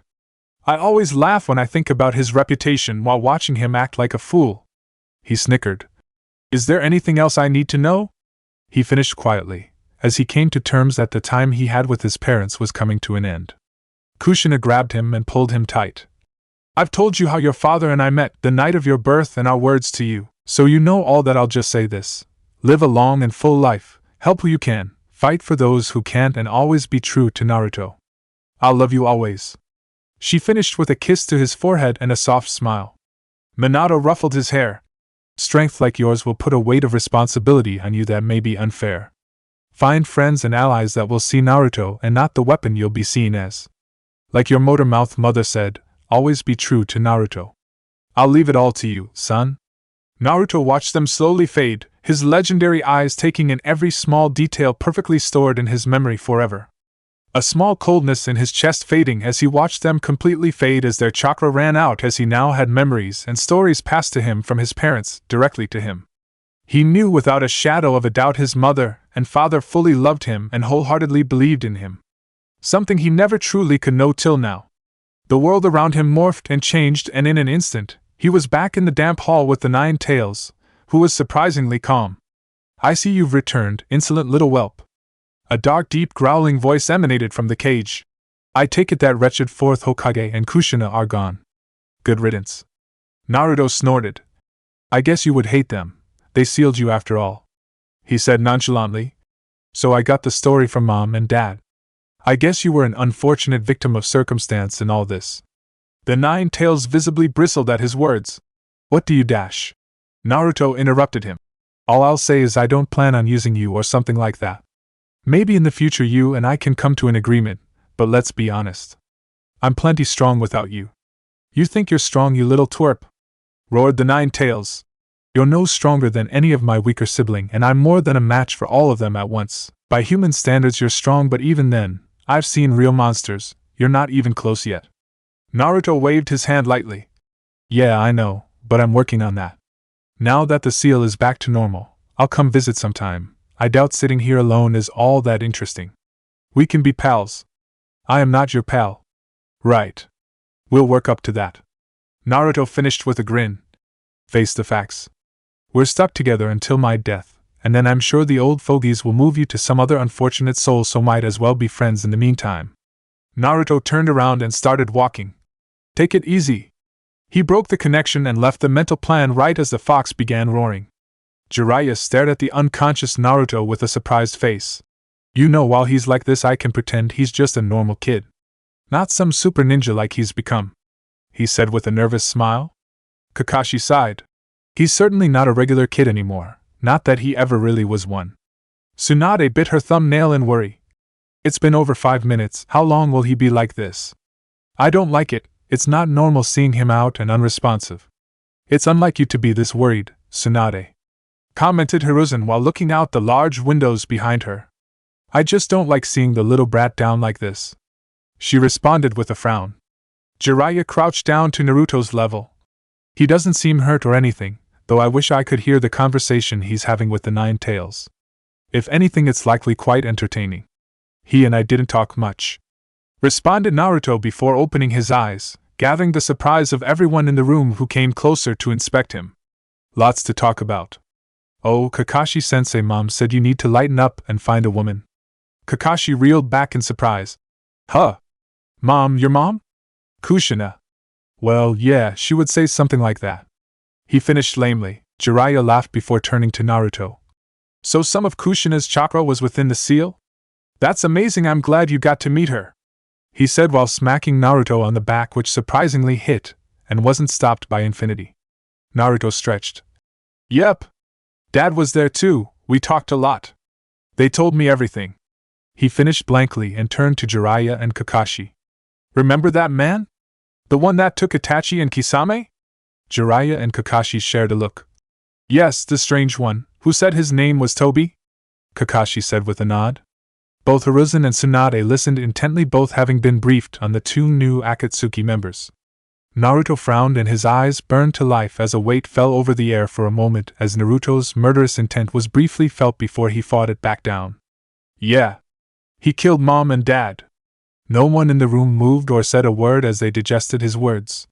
Tsunade and Hiruzen were caught off guard by his announcement, but Kakashi and Jiraiya that had more pronounced reactions. Jiraiya's face could have been carved from stone as he took slow breaths while Kakashi was visibly shocked and frozen in place. "So we, or I should say now have a new target," Naruto said darkly. "I'll keep training, I'll keep growing stronger. Then when the time comes, when those Akatsuki show themselves again, I'll be there, and I'll kill them all." Naruto clenched his fists. "I'll write up everything relevant they told me and hand it in tomorrow. Kakashi-sensei, I'm going to need you and Sasuke to help me with something. I want to reverse engineer Itachi's domain jutsu. I think between the three of us we can do it." He didn't wait any longer for them to respond to his words.